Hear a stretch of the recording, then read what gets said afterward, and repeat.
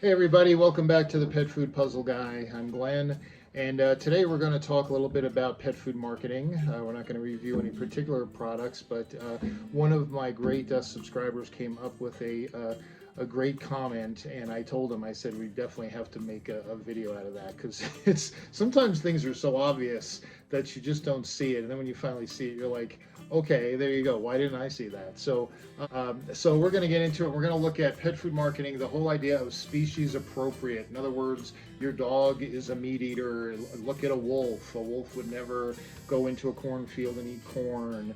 And meat meals, of course, that's nothing but garbage, stuff swept off the floor. And their favorite, which we're really going to focus on in this video, 4D meat. We're going to talk about what 4D meat is. Very depressing, actually, but got to deal with it.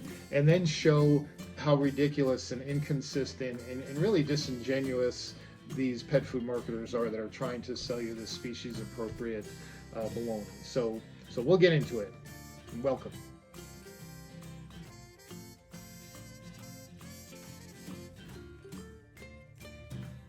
So the people out there trying to get you to buy their food instead of somebody else's, many of them will use the wolf approach, that your dog is a wolf. I mean, Blue Buffalo did it very well with their commercials. There's plenty of them out there.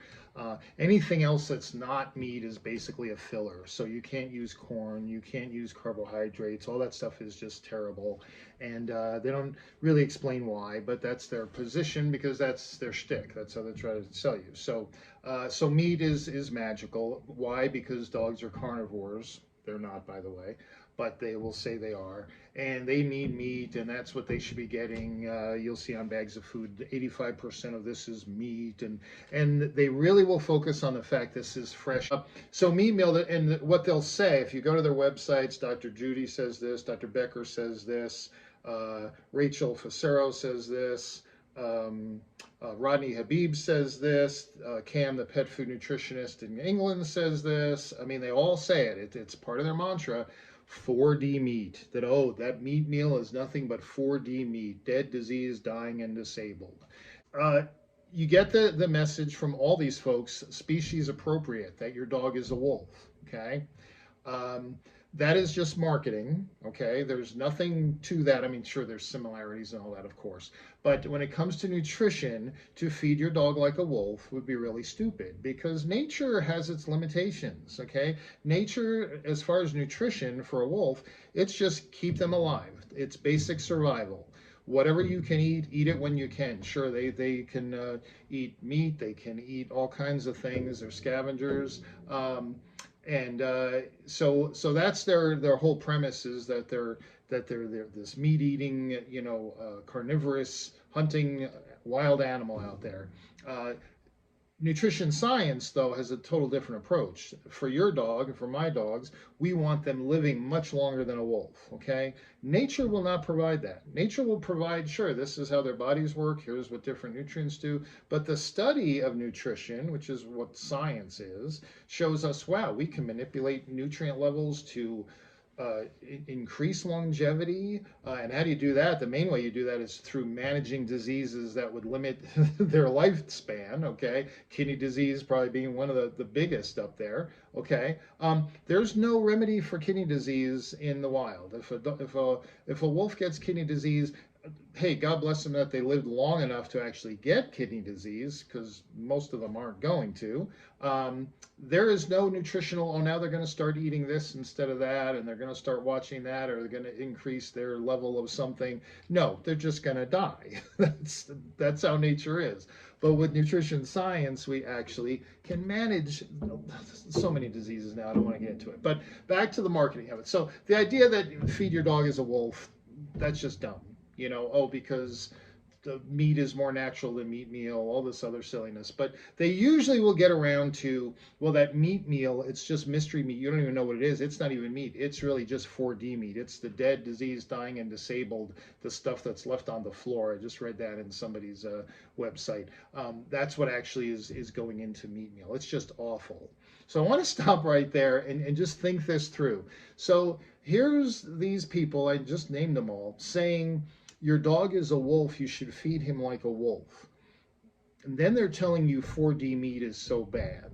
So let's just Think about that. Now, back in 1979, I worked in Yellowstone National Park, and I worked there all 4 seasons. I worked there for a full year. So I got to see the park in ways most tourists don't. And I met my wife there, actually. And winter is always, it's beautiful, has its own beauty, but the harshness of it for the animals to struggling to survive is pretty hard to watch. And the elk herds, they're struggling to eat, and of course the predators are out. The Druid pack was the main pack back when I was there. They're of course all gone. But they, of course, would follow the elk packs. And what were they doing? They were looking for what was their potential supper that they were going to, or breakfast they were going to get from all those elk, all those strong, 2,000 pound animals. Here comes, a pack of 6 or 7 wolves. What are they going to do? It's real simple, right? They're looking for the disabled, the sick, the dying, the elderly, the real young, because they're both vulnerable, right? Um, Diseased. If they're diseased, they're slower, they're disabled. That's what they're looking for. That's their main prey. They're not going after the healthy elk or bull elk, especially, that is ready to take them on. They're not going to do that. So that's what wolves go after. Now, let's just, what did I just say? Dead, diseased, dying, and disabled. That's what a wolf is looking for. That is their meal ticket. That's species appropriate because I can look at it, I can see it, I can go to Yellowstone every winter and watch it. There was one time I was there, and I did take a picture of it. I don't know why, and I've kept it over the years, but I think it was a lesson I used in one of my groups with a men's Bible study, to not be alone. Don't be alone, or, it's when you're alone that you're vulnerable. And here was this, it was a cow, an elk cow, female. She was maybe a yearling, and she was injured. So there's your disabled. And the herd left her. She couldn't keep up. She was left. I remember it was just outside Lamar Valley. And I knew that the next day she wouldn't be there. She had given up trying to go anywhere. And I knew, her time was very limited. And sure enough, the next day the wolves came, and that was the end of that. That's how it goes. That is about as species appropriate as you can get. And if you add the disabled, diseased, dying, if you add the dead, in the spring, I have seen it with my own eyes, where a group of wolves and a couple grizzlies were fighting over an elk carcass. So the animal's dead. It's pretty gross and disgusting. But all those animals know, hey, this is great nutrition. We need this. And the grizzlies would usually win out, and then they would finally back off, and the wolves would come and finish up. And it's funny because sometimes the bears would get so full they couldn't eat anymore, but they still didn't want the wolves getting near the carcass. So kind of little human behavior among animals. But anyway, so that's the point. That's species appropriate. Dead, diseased, dying, and disabled. So these pet food marketers are telling you, don't buy that Science Diet or Pro Plan or what from or whatever, because they use meat meal, and meat meal could have 4D meat. That's so disgusting. You know what 4D meat is? Dead, diseased, dying, and disabled. What? Okay, now before you think that I'm defending commercial pet food companies that they should use 4D meat, I am not. Okay, why? Because now, well, let's break it down. If we're just talking nature, well, sorry, Dr. Becker and Dr. Judy and Rachel and Rodney, the gross stuff, the dead, diseased, dying, and disabled, and the carcasses and the junk on the floor, guess what? You take that to Yellowstone and a wolf will thank you. They would love it. Okay, we're just coming into early spring. They've been through a rough year. You bring all that crap that we would consider crap, you bring that there and lay that in Lamar Valley, and it will be Thanksgiving dinner for all those predators. Okay, that's nature. Now, nutrition science, we would look at that, and if I'm working for Hills or Purina or Royal Canin, I'd say, well, I can't really use that stuff because the mineral content, the bone, the hair, everything in it, it's just low grade. It's going to totally screw up my mineral content, which is going to make the diet totally unhealthy. I can't use that. I need high quality stuff that I don't have to do any more filtering or whatever. I'll pay for that. I'm not going to pay for that junk. Okay. So nutrition science can handle dead, disease, dying, and disabled, but I tell you what, nature sure can. So here we are. These people are saying, oh, it could be 4D meat. You should be thrilled. You should be saying there should be a brand out there, Glenn's All Natural 4D Meat Dog Food, right? I think maybe I'll make up a can and put it on the put it on the screen. Okay, that would be species appropriate. It would be the only species appropriate diet out there. Okay, well, you're buying fresh. Oh, you're going to go to the butcher and get fresh chicken breast and filet mignon and all this stuff and feed that to your dog, thinking, oh, I'm feeding him like a wolf. No, you're not. No, you're not. Grab some lungs and viscera and heart and some liver and a kidney or two and smush it in the ground. There you go. That's what, maybe put some fur around it. That would be species appropriate, not the human grade wonderful meat that you're buying at the butcher shop that Dr. Becker tells you to go buy. Okay? If we're going to get species appropriate as far as nutrition, let's get species appropriate. Now, a lot of times you'll see it in the pet food market, byproducts, okay, meat byproducts, or if it's dry chicken byproduct meal, byproducts. Now, again, here's that list of folks again telling you what? Oh, those commercial foods use byproducts, mystery meat, blah, blah, blah. Byproducts are what? It's the organ meat, it's the viscera, it's the lungs, it's the kidneys, all that stuff that Americans don't eat. Now, this is kind of funny, and I know we have Australia and England and a bunch of Canada, a bunch of folks from different countries here. Here in America, we are not into, like, I've been to Greece, I've been to Italy, I've been to Pakistan, I've been to a lot of places, and people eat some what I consider pretty gross stuff, okay? I'm kind of a meat and potatoes guy, not into fancy exotic, especially when it comes to meat. I don't eat seafood, that's disgusting. So all those items that maybe you really love, and especially if you're from Greece or something like that, you eat sheep brains and all kinds of weird stuff. To me, that is byproduct. I am not eating that stuff. Just give it to give it to somebody else, human or animal. I don't care. Okay. But here in America, we have a pretty limited palate as far as the meat things we like to eat. Everything else, it's still human grade. It could be better nutrient profile than the filet you're eating, but it ends up going into the byproduct category, okay? And it generally can end up in pet food, which is a wonderful thing for a couple reasons. So all the yucky stuff that comes from a chicken or a cow that is totally nutritious and edible and great for health. There's a lot of it that in America anyway, we're pretty picky. We only like these things. We don't eat this stuff. And I just, you guys can check it out. I know you guys are good at this, researching stuff. I heard that about 37%, somewhere around there, of the chicken is what gets used as human consumable food. 37%. So there's 63% that is just leftover, okay?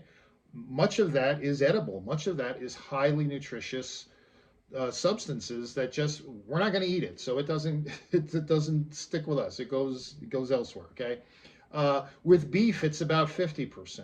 Okay, so in other words, all these different animals that are used for food, there's a good percentage of it that is really ends up being wasted if pet food companies, didn't come and use those ingredients. Now, again, it still comes down to nutrition science. I'm going to take these ingredients.